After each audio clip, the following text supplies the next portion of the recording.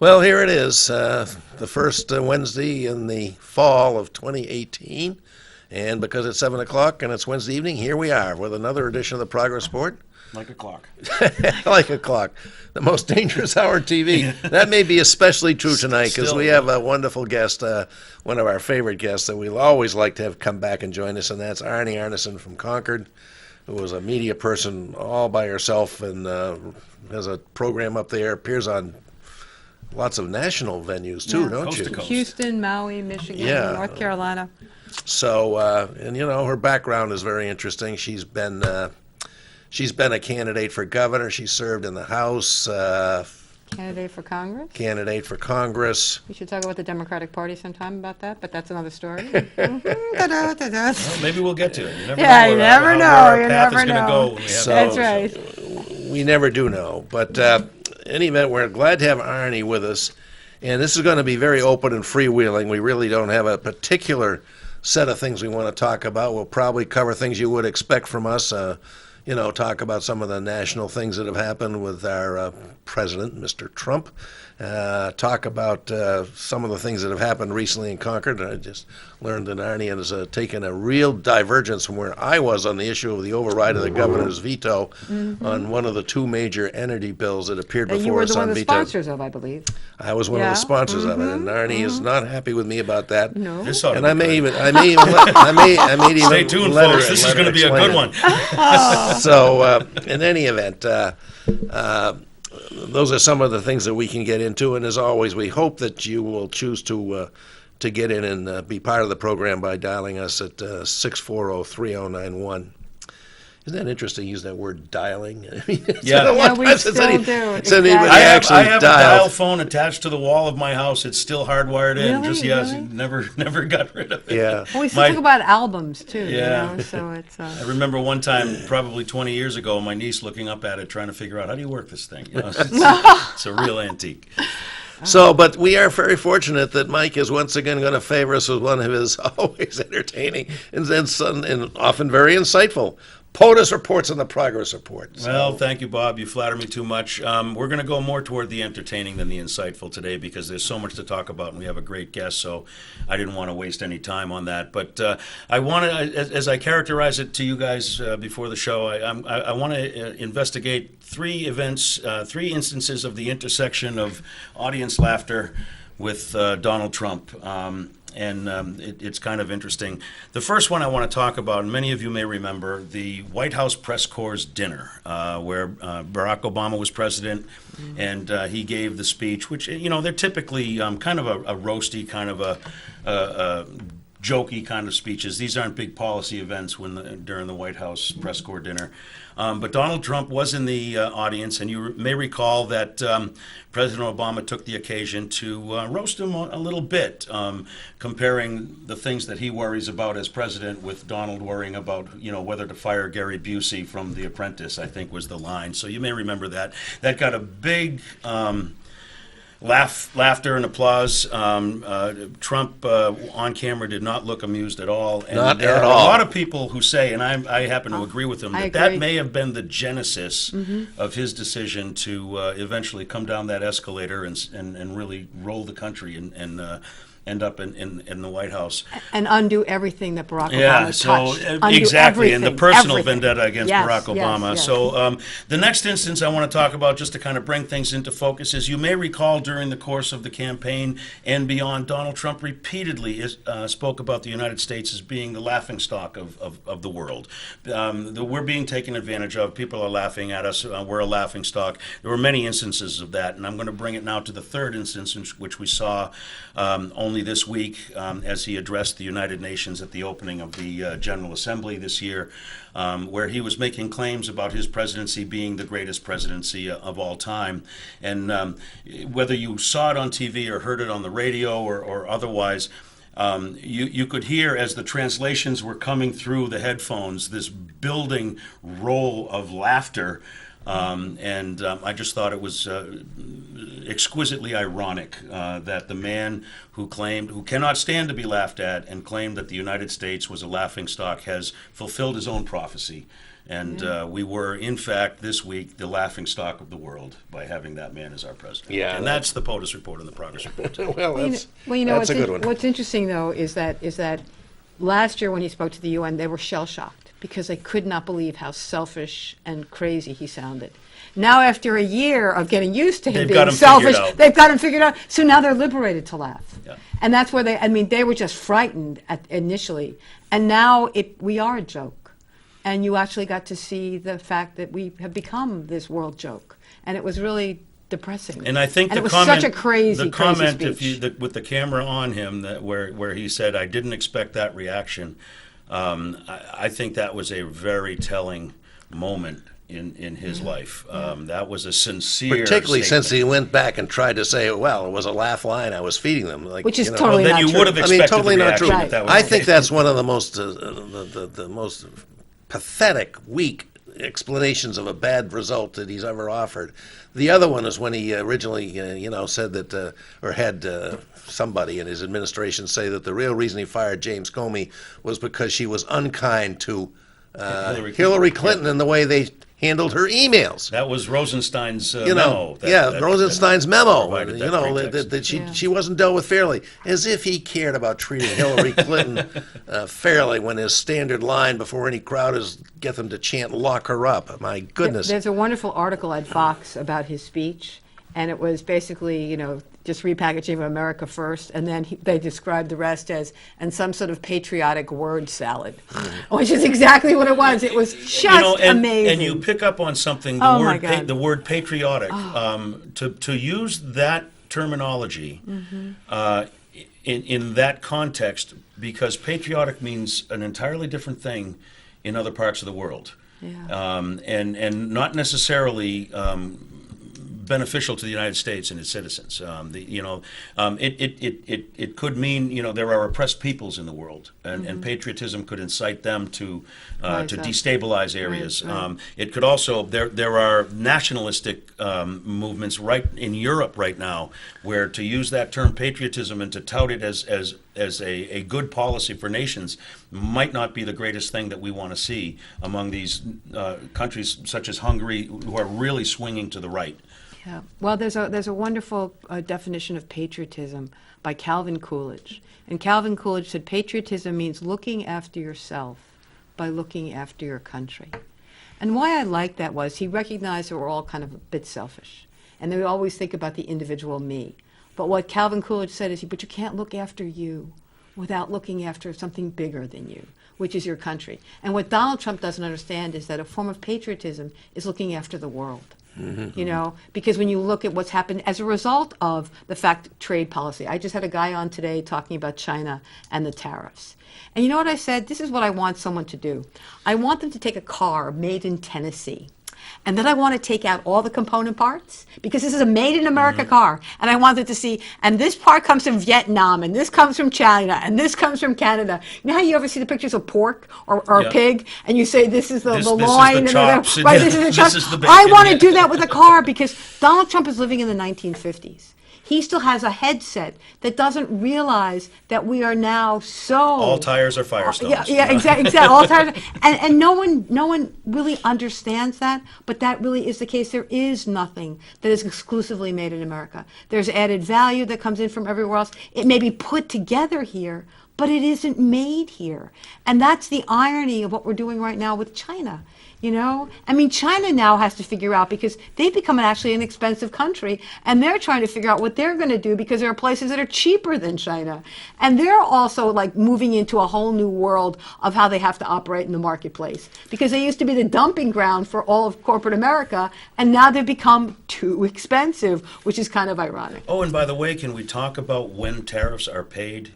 It's paid on the Your finished tax, product. you mean? Your tax? That's if I want to buy a Toyota, which I happen to buy American cars, but if I want to buy a Toyota, it's the American people who are going to be paying that tax on top of the price, and it's nobody in China is going to feel it, write a check or spend $1 out of their pocket to pay that tariff. Well, and Walmart has already notified its people, and the people that shop there, to expect price increases, And I told Bob before you came in, I said, I would love someone to go into Walmart and sticker everything. This increased price, Donald Trump tax. This increased price, Donald Trump tax.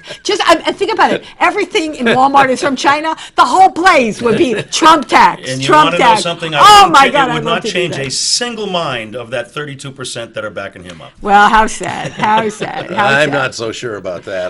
You know, when you maybe when you, get I when got- you look you at know. stagnant wages, when you look at inflation, when you look at the little piddly nothing they got in the tax cut, when you add all that up and you see what happens, people are behind the eight ball. And frankly, if you live in New Hampshire and you live in a place where your taxes are so high, now you can't even write off anything over 10,000. And people don't realize how many modest income people are paying 10, 12, 14, $18,000, and now they can only write off 10. So they can't even so they've actually seen their taxes go up. And I think because of that Trump. is hitting home because from what I'm hearing anyway is that certainly the Republicans are not touting the tax code change on the And in New stump. Hampshire, they Yeah, can't. that's really especially. astounding, because this was And their- that was all they have. that at was this all they point. did. That's all they've done under this Congress, and Trump has passed this big tax cut, of which almost all of it went to corporations But and for the 3 wealthiest. months, 4 months, 5 months, we heard that's going to be what we run our So I told this to Bob. I said, Bob, you know that China owns most of our debt. They're the largest owner of U.S. debt of any other foreign country. So we are now going deeper and deeper into debt, which means China is now bailing us out because they own our debt. But because of the tariffs and the trade, we are telling the soybean farmers that we will pay them because nobody in China is buying their soybeans. So But guess we're gonna what? borrow the money China, from we're China going to borrow to the money pay the from China. soybeans. So we borrow it from China because we screwed them, and now we're using that money to pay the soybean At farmers. interest, by the way, and it's not free money. Because China is the number one country in the planet to buy For soybeans, and yeah. I think now they're buying them from Brazil. And even the Brazilians, which are happy, trust me, they're happy to go from being second to being number one with China, but they know that this isn't going to last. They know this is a bad idea, and they know who's getting hurt because these people, if you find a replacement market, you may not want to come back. And that has to make them collectively nauseous in places like Kansas and Iowa and Illinois and those places. And you know what's Unbelievable. astounding about all this is the way the Republicans have pivoted away from what was defining their party for so long. They were the party that was a free trade No, party. they were the party of fear and no. There was no ideology. It was fear, and whatever fear works, whatever no works. I know what you're saying. They were the party of patriotism, and When it served their purpose, exactly. Well, that was never part nominally, of they were the party. They were the free trade party. Oh, yeah. You Oh, know, yeah. it was George H.W. Bush who had a mock signing of the NAFTA treaty. Yep. Actually, before the They Senate did it. they hated the Ruskies. Yeah. Now he makes love and with they, them. and they were really the biggest anti-communists that anybody could be, and then anti-Russia after that. And they were the party that was against a big increase in the federal debt and deficit. Yeah. Now all those things are out the window because Trump doesn't care about those things. Oh, but did you hear him railing about socialism during his speech to the UN? And they panned to the Swedes. And they were like, yeah, right. You hate us, don't you? But you wanted us to be the ones to migrate, not from Africa. Exactly. You wanted us to come. Why? I thought that was I think we absolutely. know. I thought Doesn't that was. connect anything. No. Blonde and blue eye. That's what we love. Doesn't matter where you're from. Yeah. But yeah, it was very, very funny because they were actually going to them as he was like screaming about socialism. And you know why he's using that word? Because now it's turning out that young people have finding the term socialism as something that might be something that they could digest. Because democratic socialism more makes sense for them. palatable. Well, when they look at student debt, for example, and then they look at those democratic socialist countries where they don't have to pay for college because college is part of the investment that you make in the included future. in the taxes. Exactly. But in America, we eat our young, is what we do. We actually, that's exactly what we're doing. I refer to student debt as the anti-dowry. Because normally you would think that you would go to college and you could start a life. Now you go to college and you figure out, well, You it's gotta 10 wait, years. you I gotta gotta wait, wait. you gotta Right? wait. Because how can you pay for a car and buy a house and have a family and pay the insurance? You can't do that when you're forced to pay hundreds and hundreds and hundreds of dollars in student debt, and New Hampshire's the worst. Yeah, Unbelievable. And you know the rates are this is not it's no bargain. It's no bargain. I would never counsel anyone to go into debt to go to college. I don't know that. So the dirty little secret is everybody should go to community college first. If you want to go to UNH, you don't start there. Because UNH is much too expensive. You can get your 2 years in, and they have get your 2 years in. programs Exactly. And you still end up with the degree, and it's a way to make it affordable. It's also a way for you to figure out what the hell I'm doing. I mean, I hate to say it, my daughter went to school for 4 years. I don't think she ever knew for the entire 4 years why she was there, and I begged her to take a gap year. But, you know, she was on the juggernaut. Everybody else was going, so she had to go. And I think the Europeans really embraced the idea of the gap year. I don't think that's such a bad thing. Yeah. I really don't. And then there's just the plain, simple political fact that our kids are getting saddled with this debt because they don't vote enough. We don't have enough young voters. If we had the young people voted in the same rates as older people do, I think the attack on student debt would be happening. Just like, you know, they say Social Security is the third rail of politics. Well, nobody dares to touch that. Not to mention responsible gun control. There's a lot of issues. A lot of issues. Yeah. If the young people would vote in larger numbers, Old they bucks do. like us have been fighting for it for years. Yeah. We need the extra voting power. So can I give you my claim to fame? So during the primary this year in September, you saw an enormous turnout for Democrats. I mean, it was 121,000. Incredible. And they reached, that was the highest number ever. They beat somebody's record. Mine. No. It was that year when they were- yep, 1992 you're right. Yep. was the highest voter And turnout that was, in I think, state 96 history. or something And like that was that? 92. I know, 92. trust me, it was my Yeah, you year. know. I know. It was my year. It took them 26 years and 250,000 people more moving into the state to beat that record of 92. Wow. That's terrible. I'm not proud of that. I mean, I'm glad that my record was beat, but that it should have taken so long, and that you needed 250,000 more people to move And you here. needed this guy in the and you White needed House this guy in the White House in order for motivate that people record to be. enough, yeah. And that should not happen. People should understand that if you really want change, you have to own it, and you have to, frankly, work at it. And you know, I know people are angry about their choices. Well, you know how you make a better choice? You vote in the primary. That's how you get the better choice. Yeah. You don't then show up in November going, ugh. Well, That's that's not the reason uncommon. for great optimism about the upcoming election. That one fact, I think, is the most signal reason to be optimistic about the outcome in yeah. November, because Bill Gardner predicted 90,000 And it was Democratic ballots. 121. And it was 121. I thought it was 126. That's, Oh, man, it was we- 126. we- Well, it was some ridiculous I was at number. 121 last week, and I was corrected to 126. Well, but it might perhaps be with, other precincts have come yeah, in. And well, or it may may have been that, you know, a lot of people voted early and registered early or did I whatever. mean, when our moderator came into the Ward 12 polling place, of course, I was hanging out there with my sign, and about 4 o'clock in the afternoon, and she's a strong Republican, fine moderator, though, and she said, I'm kind of worried we may run out of Democratic ballots. Yeah, except they did, and you saw what happened in Durham. It was like I mean 1,000 more people registered than ever. You look at all the college campuses: Hanover, Plymouth, Keene, Yep. Durham. You saw this. You were asking about young people. There was a real There was a spike. turnout, There there was a was. real spike in people turning out, and I think the more we connect the dots, and then you saw what happened, which was really exciting in Concord. In Concord, an Afghan refugee mother, pregnant, won. She beat Beaten a in Concord. she beat a sitting Democratic legislator who'd been a legislator for I think 5 terms, and she beat him handily in the primary, and that means she'll win in November because this is a Democratic district. But it was incredible, and I did not really know this guy who she beat, but I listened to his reaction. I'm elated she beat him. I was so mortified at his reaction Really? because he was so bitter and so angry, and it was shocking. It was shocking. But yeah, that was, and now she's become a national story.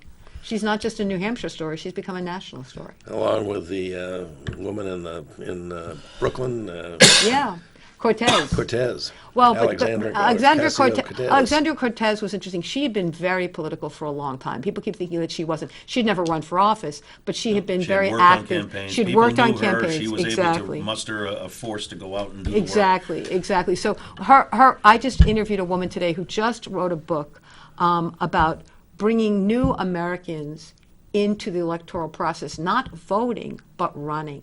And they are now organizing in places like Arizona and Texas and Michigan and New York. And they're literally going into the Hispanic community and the Chinese community and the Indian community. And they're saying, we're not here to tell you to register. We're telling you to run. You know your community better than anyone else. You know their issues. You know what potholes they need to fix. You know what they're fighting for. And frankly, if you run, you will also bring out a whole new group of people who see themselves now serving in the State House or seeing themselves now serving in Congress. And that's Even on just town so... councils. I love it. I love it. It's so important to me. I just think it's great. Well, this is a very exciting time to be discussing politics because it's the midterm elections are, 40 days away? Mm-hmm. Something like that. Not very far, and there's not much time, and most of us can't wait to get to the finish line and see what's going to happen. I think we have every reason to be quite optimistic about the outcome, certainly in New Hampshire, and I'm certainly hoping throughout the rest of the country, because I think this whole election is about one thing. Will or will there not be a check on President Trump's power? That's what it's really about, I think. Yeah. Well, what about the argument that everybody is saying, even Democrats, that it's kitchen table issues, and that each district we have to go out and we have to talk about the economic issues and Well, he's and been all a that. disaster in every state. So here's the good news. I mean, let's be honest. When we were just talking about the tariffs, Walmart's everywhere. It's not the Walmart in New Hampshire. I think you might be misunderstanding my comment. Bob is talking more of a national message. You know what I mean? A check on national. But we're hearing from the campaigns, the people who are out there, that they're trying to tailor, like Alexandria Ocasio-Cortez Cortez did, to the local issues, not making it national, not talking about impeachment, but rather talking about. I think this is a national election. I really do. I'm asking. I'm not telling. I mean, that's the old Tip O'Neill thing. All politics is local. Yeah. Maybe this year, all politics is national. Well, let me say something. I think it's both. And the thing that I love is I don't need to talk about Donald Trump. He does it for me. So what I need to do is, you know I'm not on his side, but I am on your side. And let's talk about what you need. And that's exactly what you're saying. So I don't have you're to, right. I don't We have can to be bring, both. and someone also said, we were talking about listening to Pence, and Pence is equally as frightening as Donald Trump, only he packages. Yeah, boy, he's getting a pass though, isn't Oh, he? yeah, well, but someone made a really interesting point. Let's say it's an overwhelming blowout in November, and the Senate as well as the House ultimately gets taken over by Democrats. And they said, but Arnie, if you impeach Donald Trump and you're successful and you remove him, you get Pence. I said, but here's the difference. You get a castrated Pence. And what I mean by that is you have a House and a Senate that now has the ability to control even trade policy. What has happened is Donald Trump gets to do all this stuff on trade because they ceded that power to him. Not because he has the power. They've just punted on trade. Well, Right. they're supposed to actually own that issue. Yeah. They're afraid of it. Tariffs Well, are supposed to be a congressional responsibility, not a presidential executive order thing. So I don't need to talk about that issue either. I don't even need to talk about Donald Trump. And He you does still it for me. benefit because it is out there so Yes, loud. exactly. You don't have to point to it. It's obvious. It's a good point. And tomorrow is also going to be incredibly interesting. And I don't want to talk about it, but I have to talk about it because what's happening with the Kavanaugh hearing and the Ford hearing tomorrow is that for a lot of my women friends, it almost feels like we're experiencing PTSD. And I just want, there's a thing in law that that you take your victim as you find them, okay? So if something happened to Arnie might have been able to handle it. Maybe her marriage didn't fall apart because of what happened to her. Maybe she didn't live a life of guilt and whatever, because that's my constitution. I'm harder, okay? I'm tougher. But you know what? A lot of women aren't. And a lot of women find themselves dissolving. And they may not have ever come forward until they go into marriage counseling in 2012. But they're falling apart because they've never been able to handle it. They couldn't tell their mother. They were good Catholics, okay? And then to have the President of the United States cite that as a reason for not believing them. And then to horrendous say, thing I've and ever not only that, what was more horrendous, he talked about her parents. Her loving parents. Her loving yeah. parents. Mockingly talking about her loving parents. And I have so many friends who are all calling me up going, oh my God. And this story is not a story about liberal women. It's a story about women. And there has always been a double standard. And I'm going to tell you what happened on Friday. On Friday, we were talking about this on a conservative radio station. I've been doing a conservative radio station every Friday morning for 20 years, okay? So they know me and I know them. And I was talking about the double standard between men and women. And I decided I would use myself as the example. I went to public school. My brother went to private school. I paid for my law school. My brother had my parents pay for law school. My brother could do no wrong. My mother cleaned his shirts and folded his clothes. I had to do the wash, okay? There were other differences, but deal with sex that I did not talk about, but you get the drift, okay? My brother went to Puerto Rico for Christmas. I couldn't come home because we couldn't afford the ticket, all right? And I was supposed to go to law school to marry a lawyer. My brother was supposed to go to law school so he could be a CEO, which is what he ended up becoming. Okay, so this is what it was. So here's what the guy said to me. He said, oh, God, Arnie, you know what your problem is? You need therapy. This is what he said on the air, okay? And I realized after the show, I did get therapy. I ran for governor. All right? That was my therapy. But understand how he listened. Instead of saying, yes, there has been a double standard. Yes, it is really. There's something that I need therapy. Not that there's something wrong with the system. Right. Exactly. Not that there's something wrong, that we have this expectation for men and this lower. I mean, I took stenography and typing, as well as AP chemistry, as well as AP physics. Why? Because my mother decided I needed a saleable skill. You think my brother took stenography? You know, I mean, I just want people to understand that. That was, and I'm 65 on the 1st, so I'm an old fart. But understand, for a lot of women, it really still hasn't changed. And that's really sort of problematic. You know, I did want to make one comment about this, too, as when the nation gets ready to watch this, whatever it's going to be tomorrow at the Senate Judiciary Committee. You know, I think the last time she ran, Annie McLean Custer revealed that she had a assault on her in much younger days, and that she'd never spoken about that. This year, Senator Martha Hennessy from Hanover. Oh, that was incredible. It was incredible. Yeah. And she came out. Tell them the story. But Martha Hennessy's story is more than that she was attacked, because you have to. What we know about her family. Martha Hennessy's father was, I think, the provost or the dean at Dartmouth. Mm-hmm. He was the big driver of coeducation at Dartmouth. And so his daughter was one of the first people to be part of that coeducational experience at Dartmouth. Milieu of facts impacted her decisions. Right, and then when she got attacked at this party, think about this. Here, her father was the biggest driver. We need to go co-ed. I'll even let my daughter be one of the first co-eds. And then look what happens to her.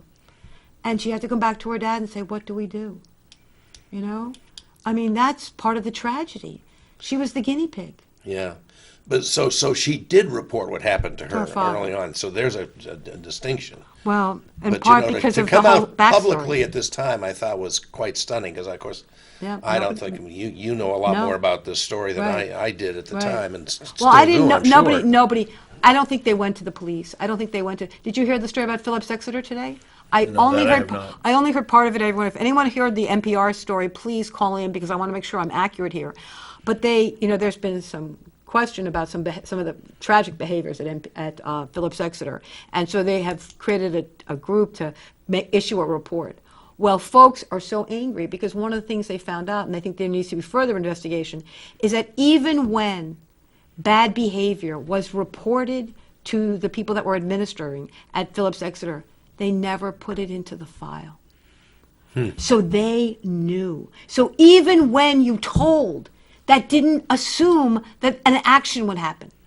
And I just heard that. I almost drove off the road, because as we're listening to what we're preparing for tomorrow, here is this, again, preppy prep school, where they actually looked into it. You're not the only one in New Hampshire that's running into that kind of trouble either. Right, right. No, and yet you see this, and you find out that they never even acknowledged that it had been reported and it had never been put into a file. And meanwhile, so these it's cover up, professors and cover up, masters cover can up. move on to bigger and better things, Right. become headmasters at other schools, and there's nothing in the It's the record. Catholic Church. And It's the Catholic Church, everyone. The comparison cries out, doesn't it? Well, and the other thing is that, we keep talking about the fact that one of the things that Kavanaugh kept saying was that he's a virgin. He keeps making statements that he doesn't have to make that can be refuted. No. I know. Is he what they made that movie, The 40-Year-Old Virgin, about? Was he the subject of that? I didn't see it. Well, no. My girlfriend decided the only time we should talk about virgin is virgin olive oil. and the reason is, technically, let me just remind everyone, technically, if you are a priest and you are doing terrible things with little boys, you're still a virgin. Because if you consider what both Bill Clinton assumed when he did it with Monica Lewinsky, he said he did not have sexual relations with that woman. That's because there wasn't intercourse. okay? Everything else but there wasn't intercourse. Well, the problem is, if it's male on male, there ain't that kind of intercourse. The problem is, if you're doing what you're doing with Kavanaugh, maybe have done, that was the closest thing to something that was close to sex. It just was no penetration. Well, that's what a 15 and 17-year-old boy says. That's what, unfortunately, Bill Clinton said. But at some point in time, we have to start owning the fact that this is There's sex. more to it than just that. That this yeah. is sex. Well, and it isn't even. It's a power issue, and it's It's a an power attack. issue. Yes, it is. It Yeah. is. So tomorrow's going to be incredible, especially with the prosecutor that they brought in, that they've outsourced their spines. Yeah. That the Republicans are so terrified. Well, I think it's of a smart looking move on men. their part. They're all men. They're all white guys that are pretty old. Yeah, I understand it, but you know what? That is That's their a smart move for people who don't think they can cut it. No. It's a smart move, but it's not.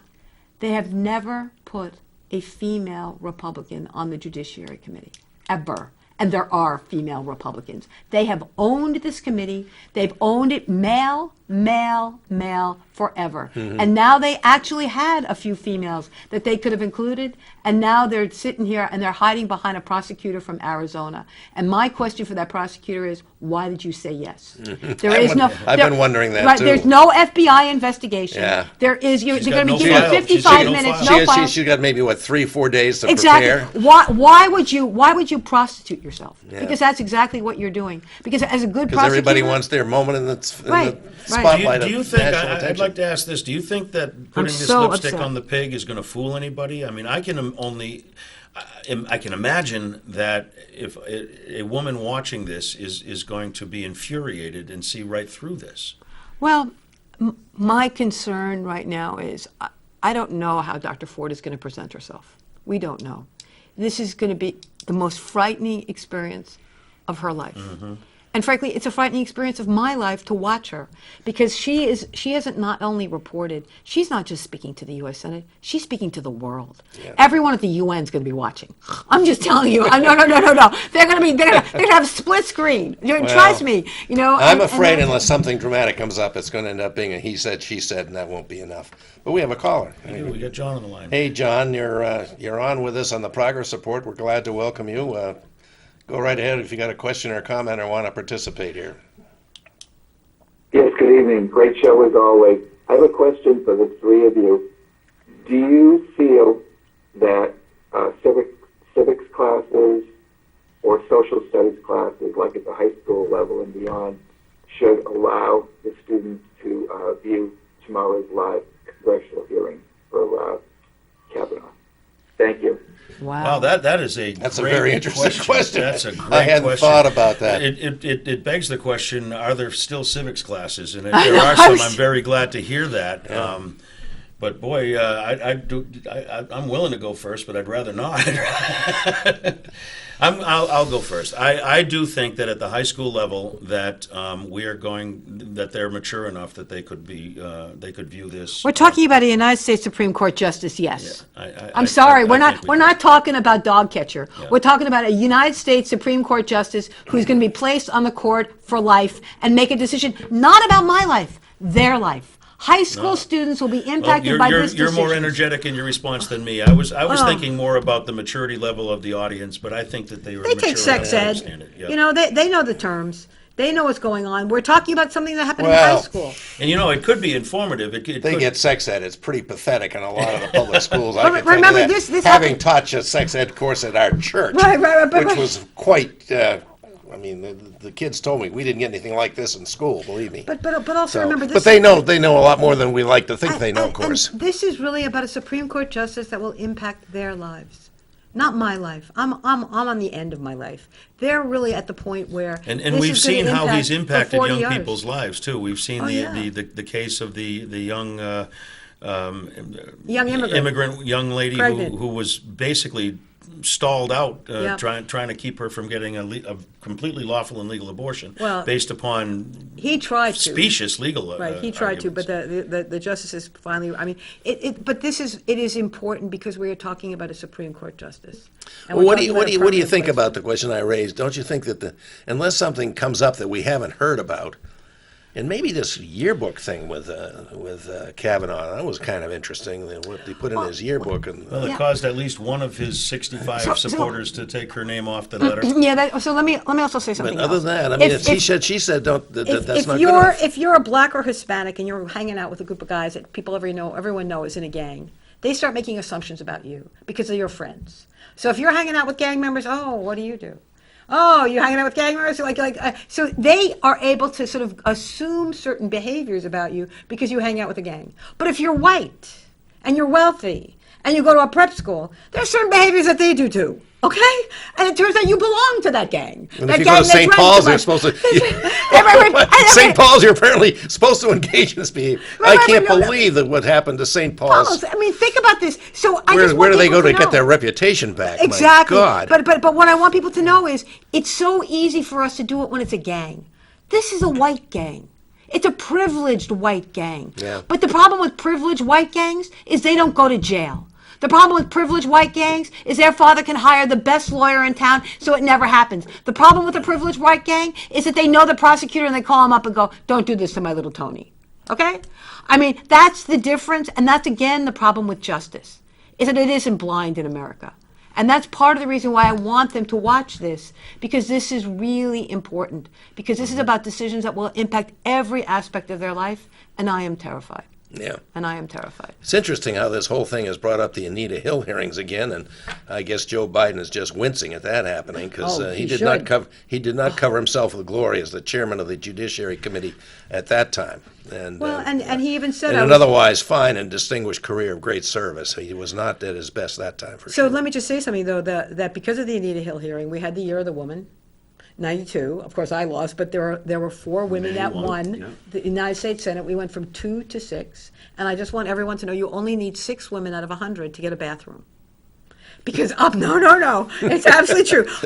This guy's sound like a jerk, but up until then, the women had to go to another building to find a bathroom in the U.S. Senate. The 2 women senators. Really? Yes, but never once knew. we got 6, you got a bathroom. So imagine what happens if we have 56. A bit of historic trivia. I know all this I stuff. always learn something on the progress report, Bob. I'm sorry. That is a good one. I did not know that. But that's I want people to hear that because that's really important. That It's the nitty gritty of what It's what it life. means. What does it mean for women to have equal footing with men Yeah. in society and in Yeah. the workplace? And we blindly assume that it's there. We've achieved it, but it's not I told there you yet. the story of Sally Hemings, Thomas Jefferson's slave, who gave birth to 6 of his children. And when they finally recognized and embraced the fact that Sally Hemings was, in fact, the mother of Thomas Jefferson, some of Thomas Jefferson's children, they said that the number of African Americans that started to visit Monticello spiked because now Monticello was their home too. I happened to Isn't be that- there visiting isn't- Monticello, and the last tour of the day, the guys are very excited. These are some of the Hemings, Yeah, see? Hemings descendants that are coming in for the tour. I'm telling you. They were very excited about it. But they said that once that story came out about Sally being, basically one of the founding Another mothers, root one of the grew founding into mothers, this foundation of America, Right. So now Monticello wasn't just the home of whites; it was now the home of blacks too, because they had a. It was always the home of blacks, just But they built it. They just built it. Most of them were enslaved. Right. They built it, but now you. So those are the kinds of stories that I think are so important because they really do reflect a more accurate reflection of our history, and they will also then actually help us as we move forward. Yeah. Yeah. So the hour's moving along really rapidly. I guess we're not taking breaks this time. We'll plow right through it, plow right as, through. as Mitch McConnell would say. So I think I'm ready to dare to take on Arnie on an issue that we were discussing before oh we boy, came in. let me hold your coat, Bob. I think I told you on the progress report last week that on Veto Day, which was September 13th. The 11th was the primary. 13th we went up and we dealt with gubernatorial vetoes. 2 of those vetoes involved major energy bills that had passed, obviously, both houses and been vetoed by the governor. One was to support the biomass industry, the 6, now 5, wood-fired plants that depend on, wood chips that the forestry people bring to them to create power. that bill also included support for those wood chip plants and also some support for the only remaining trash burning Significant incinerator, support, not some. Don't be nice. which is in the Pennacook part of Concord. And that was made that controversial. The other bill, which we did not quite get the votes on, which seemed to me should have been the easier lift, we should have got the votes, was to increase the net metering cap for generator customers, including municipalities, from 1 megawatt to 5 megawatts. For solar. Well, solar or hydro or anything. Right. Nashua's got the hydro capability to go well above 1 mega, and they're anxious to do it. Right. And other communities do too. Franklin does, I think. And that one we failed on. And it's kind of interesting that the one I thought was going to be the heavier lift, in part because it included this subsidy help for the Wheelabrator plant up in Pennacook, that passed without a single vote to spare. Now, Arnie says she's pretty mad at me for organizing the Democrats, with 3 notable exceptions. My 3 friends. Her By three- the way, her 3 Rennie friends. Cushing, Mindy Messmer. Who was the other? John Cloutier. John Cloutier. Right. Well, from Claremont. Oh, am I right? Am I From right? Claremont. Let's talk about this. Those 3 Yes. voted against the almost unanimous caucus, and yet there were enough Republicans, just And barely. one Republican who made a Never. mistake. And one Republican who pushed the made- wrong button, and you could not undo that mistake, so it still had to count. Well, are you lucky or what? Yeah. So I have a question for you. Mm-hmm. Since it did include an incinerator, now I want everyone to know, have you ever gotten shade from an incinerator? Have you cut an incinerator in your backyard? I just want to know that they were talking about biomass and how important this is for the North Country, and this is critical for jobs. And then, but, come on. It but is then- important. But the incinerator, I But want to know, there's- did you? there's no I wa- compar- there's- there's you no can put- comparison. There's no comparison. So I want to know, Bob, who the H put the incinerator in this bill to give it cover so it would smell better? Because if there was just an incinerator bill, it would have gone down in a flash. But you ended up subsidizing incineration, and this is a better part of the story because I didn't know it was Cloutier. There used to be an incinerator, everyone, in Claremont. Claremont finally was able to shut down their incinerator. Finally. Did you know I was the lawyer representing the anti-incinerator group out there called The anti. Oh, so now I'm really angry. called WOW, Working on Waste? All right, wait. So they shut down the incinerator. Now I want everyone to know what we found out. We found out that last year, Wheelabrator bought that shutdown incinerator in Claremont for a mere $35,000. Now let me just tell everyone, $35,000. You couldn't buy a mobile home for $35,000. Why would they want it? They could probably sell it for junk for more than that. They bought That it. may be why they want it. No horse crap. It may be why they want it. Everybody is waiting because once you now subsidize incineration because it was shoved into your damn biomass bill, and now they're going to be getting a bigger check. Now it actually, from the cost-benefit analysis, they will turn on that incinerator. That is one of the reasons why Cloutier voted against it. He didn't just vote against it because of the incineration. He voted against it because he knew what Wheelabrator had done in his hometown, and they had finally shut it down, and you may now be responsible for turning it back on. Bob, your turn. Your turn. Defend yourself. All right, well, I got 2 points to make. Okay, good. Make them. First of all, there were a lot of folks that did support the continued operation of the Pennacook incinerator. A lot of people. Because there's a number of towns that like to have that be the place their trash goes, and then instead of having to take it to a landfill. Right. So that's number one. That's Oh, number I can't one. breathe. And number I'm two, sorry. there's what I said to the caucus. I said, I'm very sympathetic with the people that don't like this incinerator being in this bill, but you can't let the perfect become the enemy of the good. So who put it We in? can address the Who put it incinerator in? another Did you time. put it in, Bill? Did you put it in, Bob? No, of course not. So when you put in your biomass bill, when did they shove the incinerator in? Or was it in from the beginning? I can't remember. Well, that's really important. I'll look it up. We'll All find right, I out. want We'll you look to- up I wanna- we'll look up the I think history. it- I'm hoping it came in the Senate side. Yeah, Just for your sake, Bob, I'm hoping it came in on the Senate side. Let me just say that the minority leader, Steve Shirley, represents that part of Concord where this incinerator is. So Yeah, well, it could've he gone wasn't different. about to vote against it for Well, number one, but well. he's normally not a leader But on let me these things. just also But he say might have something been. interesting, though, because we had one of those guys who's we still have also a caller? was working on issues like biomass. And what is absolutely fascinating, and at least address this, is that over the course of time, trees, everyone keeps thinking of trees and they must be clean and wonderful. Trees, unfortunately, because there's so much toxicity in the air, actually become sponges for the toxicity. So when you burn a tree, you're not just burning flora and fauna. You are now burning a lot of toxins There's that are now mercury in that are there. mercury that are now There's part lead of the in tree. there. There's And I arsenic would in love there. someone to do an analysis and even compare. What are we seeing coming out of an incinerator versus what are we seeing coming out of a biomass? Everyone thinks trees, and they all want to smile. And look, I represented the North Country. I was the president of the largest poverty agency in New Hampshire, and it was based in Berlin. One of the biggest things I talked about when I ran for governor was everybody wanted to shut down the paper mills because of the sulfur and the smell. I said, really? And where's the next job? And until you show me the next job, don't touch the paper mills. I'll figure out how to bail them out. You show me how we get infrastructure up there. You show me how we get technology up there. We can talk about doing it. But until you realize that people need to eat, they're going to hate you, and I don't blame them.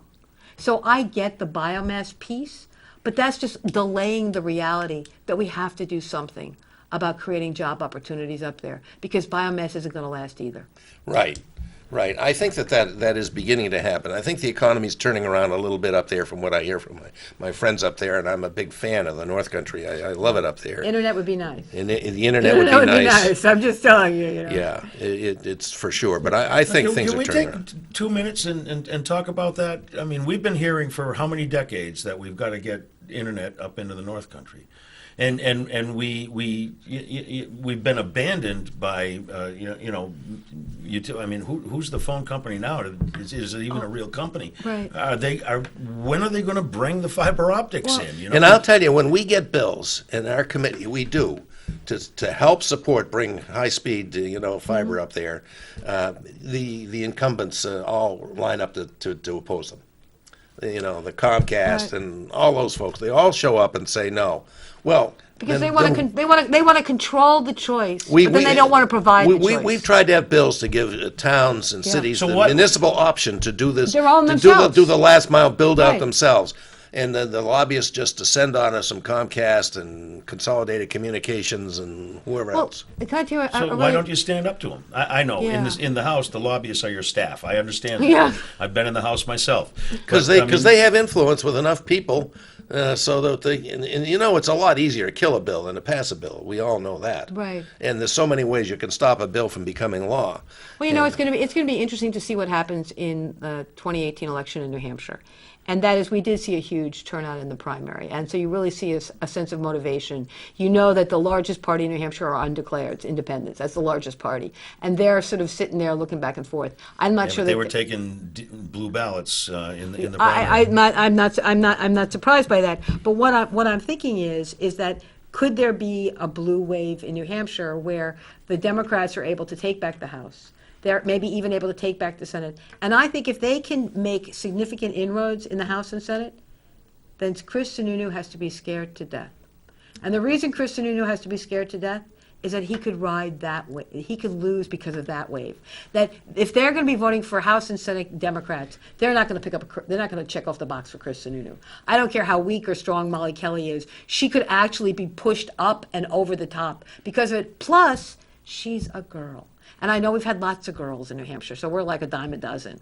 But the fact of the matter is there is a real sort of sense of anxiety now on the part of women, and that includes women in New Hampshire, by what they're seeing with what Republicans are doing. Even the two-term tradition we have, I mean, he's not good, but he's no Craig Benson. No, I understand. You know what I mean? You pretty much have to be as bad as Craig Benson to get ousted in your second term. But this is becoming such an interesting political year because there are so many. I mean, he embraced Donald Trump. He embraced the equivalent of Betsy DeVos, Frank Edelblut. Yeah. I mean, if you hate Betsy DeVos, how can you not hate Frank Edelblut? They're the twins. Mm-hmm. I mean, so when you begin to, and he, look what That's he wanted our Commissioner of Education, folks. And look what he wanted to do with unions, and look what what did he want to do with vouchers? And look how ineffective he's been. That's something I think Molly's got to attack him on. Thank goodness he's ineffective. His major priority was right to work, make New Hampshire the right to work state. Failed, even though he's got big majorities in both houses and a majority in the Executive Council. And by the way, the voucher bill like to jump failed. in on that later. And then let's see, what was But another the one? voucher bill is a property tax increase bill. Yeah. That's what it is. We already know we have the highest property taxes probably in the nation. That's why he We lost kn- Neil Kirk on the vote. Right, and now we know that you know after $10,000 you can't even write it off. So a lot of people are being harmed economically. And if you had passed the voucher bill, everybody's property taxes would go up. That's all it was. Yeah. It wasn't about supporting education. It was about raising your taxes. And let's be honest, this is the tax that's already beyond saturation, and he wanted to push it even over the top. She's got to run on that as well. Yeah. Yeah. By the way, when I've seen Axe the Molly, property tax.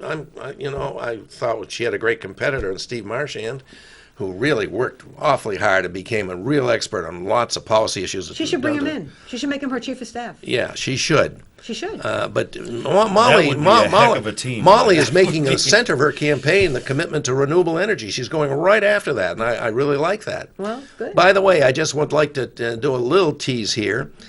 We are about to release, I say we, it's going to be the members of my committee, the Democratic members, and I hope there'll be some Republicans as well, along with other people, a major response to the governor's energy plan, his energy plan update. One of our members, a very, very capable guy from Portsmouth named Peter Somsich, has undertaken to prepare a very substantial, well-documented graphs and figures all everywhere in support of upping our renewable energy goals to 100% by 2040, Yeah. which is highly feasible. Our goal right now is 25% by the year 25. We're going to make that without really having to do much, and we could do a lot more. So there's a number of contributors to this, and we'll be releasing this at a press conference. We've scheduled it for October 11th. And I just want everyone to know I interviewed a guy from Think Progress this week, Joe Rome, and Joe was telling me about the fact that how more and more people are buying electric cars, and even if not in this country, they're buying it, especially in places like China and whatever, because they can't handle having gas or diesel. They just can't because of the pollution issues and everything else. So you're really seeing a huge push. But you still have to. A power plant is at the other end of that charging station. I understand that, but Not so much but anymore. not. Not so much, because we're getting into storage now. Well, that's where I'm. No, listen to this.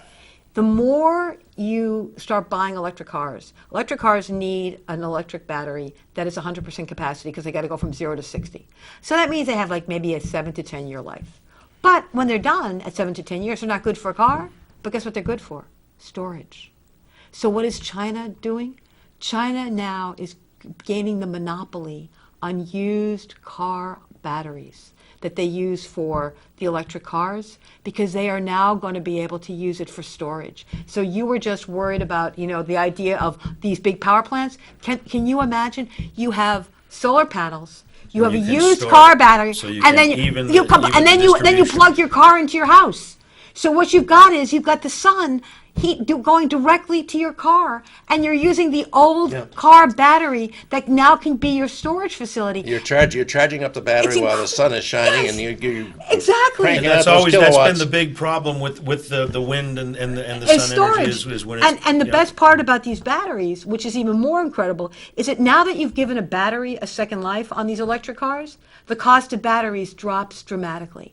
So now electric cars become even more competitive and more affordable. And on top of that, when you buy it, you realize you've got a win-win. You got a bunch of batteries in your basement, you got solar panels on your house, you never have to go to a station. Oh, I love it. And that could happen in 10 years. The problem I have is that the Chinese get it, and they're trying to monopolize the market on used batteries. How stupid are we? Yeah. How stupid are we? But this transformation is coming very rapidly. We're behind here, but it's coming on very, very It's rapidly. very exciting. There's now a law in California that any new house constructed by the year 2020 has to be solar.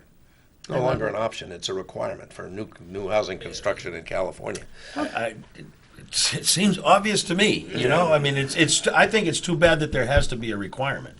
This is something that people should be. But they're also talking about putting it into the infrastructure. They're talking about putting it into highways. They're talking about putting it into parking lots. They're talking about all these things. And I mean, there are so many things that we could do to bring down the cost of energy, to address things. We could paint the tarmac white as opposed to black, because black is now, it absorbs the sun, where white does not. And as we're getting hotter in this country, you need to begin to do this. You know what's going to be really interesting for me is to see what happens in North Carolina and South Carolina because of Hurricane When Florence. they rebuild? Well, when they rebuild, and if they ever can rebuild, because they're still waiting for, I think, a couple of rivers to crest. Yeah, isn't that amazing? Which is frightening. Isn't that amazing? We saw that with Houston. What we saw with Houston was it wasn't the hurricane, it was the days and days and days of rain where it's 30 and 40 inches. And what they're now saying about Houston is they may have to abandon whole sections of Houston because it doesn't pay to rebuild, because they will get it again. And insurance won't cover it. FEMA used to be able to say, if you've been flooded 3 times, FEMA has this deal where they'll buy your house, except they have it geographically oriented. There are so many houses to be bought in Houston, the Houston area, they won't do it because they don't have the cash. So understand, people are going to be climate migrants. They're going to leave their area because Well, they that's can't one of the build. biggest risks of climate change is internationally Yes. is a massive migration of people. Yeah, yeah. And that's why the Defense Department has no doubts about it. Climate change is real, and it's a risk. It's They're a raising risk. their It's a risk to docks, the you know, I national mean, they're- security because Look what they're doing in Virginia. They're doing that in Virginia where that is when the Navy starts worrying about the fact that they're going to be underwater, the Navy, which is like so hilarious because you think, well, they float. But I mean, in a way, I love these stories because gets the message home. It gets the message home. And these are people that are looking at security issues. They don't care about science denial. They care about the fact that they're going to be insecure because they won't be able to fix their boats. And if they can't fix their boats, there won't be a Navy. So they have to address the issue because it's real for them. And I think that's what is so amazing. But the problem is we have a climate denier as governor. And that's one of the reasons and as why. president. And a president. And that has to be a consequence for people on the seacoast. It has to be a consequence for people that live in the North Country. There are so many issues. We are in a have to race prepare. between absolute climate catastrophe and our transition of our energy and transportation sectors Yeah. to be entirely renewable and non-polluting. We are in a real race, and I'm not sure who's going to win, but I hope the world does. So they keep talking about they don't want to go more than 2 degrees or no more than 3 degrees, whatever the race is for that.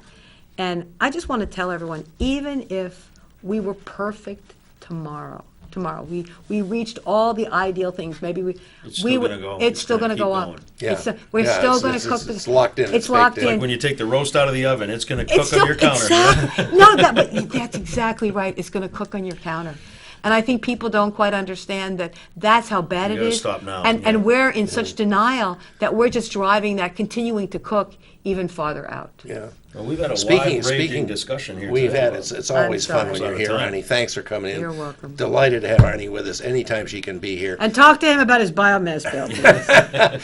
And I just want to say that next week will be the first Wednesday in October, which means I think, my friend, you'll be I will be. I'm doing actually pro trying bono to. publico for the Hibernians. I'm trying to go on vacation to Myrtle Beach if Myrtle Beach is still there. Oh. It's still up in the air. They're still suffering from flooding, and it may not be ready for us. But And I am. We will have. I will Lou- not be here. We will have Lou D'Alessandro here with me, as he is on the first Wednesday of every month, except in the summer. And when Mike can't be with us, and I'm hoping, because I've certainly put out an invitation, I'm hoping that we'll have Molly Kelly as our guest. We'll see, but I'm not committing to that. But that's my plan if we can do it. And I've asked her scheduler to get back to me. We'll try and do that. Steve Martian is her chief of staff. Not a bad thing. That's the Lincoln approach. You keep Team your of enemies rivals. close. Remember, you bring the rivals close. Oh, and he's got the skill set to accomplish that task and he's admirably. been. I mean, think. and he's been an executive director of No Labels. He's been he does have that skill set, and that would be useful for her. And it actually would be a great, I think, fig leaf. He's a for pretty lot good of people. policy guy. too. Yeah, and I must say, I went to the Unity breakfast at the Dairy Field, the morning after the election, and it was the morning after it was Thursday, and the feeling was very good. The energy was high. There was no bitterness. I didn't feel Do you know who anybody I asked there. to be my chief of staff? You're going to be shocked. You're going to be really shocked. Miriam Luce. Really, Miriam Luce was the Libertarian candidate for governor when I ran against. they made her a Steve liquor Merrill. commissioner. They made her. Miriam Luce is probably one of the smartest women I have ever met in my life. Yeah. And I got to know her running against her. And at one point, when it looked like there was a chance I could win, I looked at her and I said, "Would you consider being a chief of staff?" And she looked at me like I was crazy. And she said, "Why, Arnie?" I said, "Because every time I offer a policy up, I want a libertarian in my ear going, you sure you need that? There you go, folks. That's a grand ending. Words note. of wisdom to close the show with. Thanks to our caller, and Thanks, caller. watch the repeats of this show when they appear up if you can. And don't forget, manchestertv.org. You can live stream the show coast to coast on your Okay. phone. Bye-bye. See you next week, folks.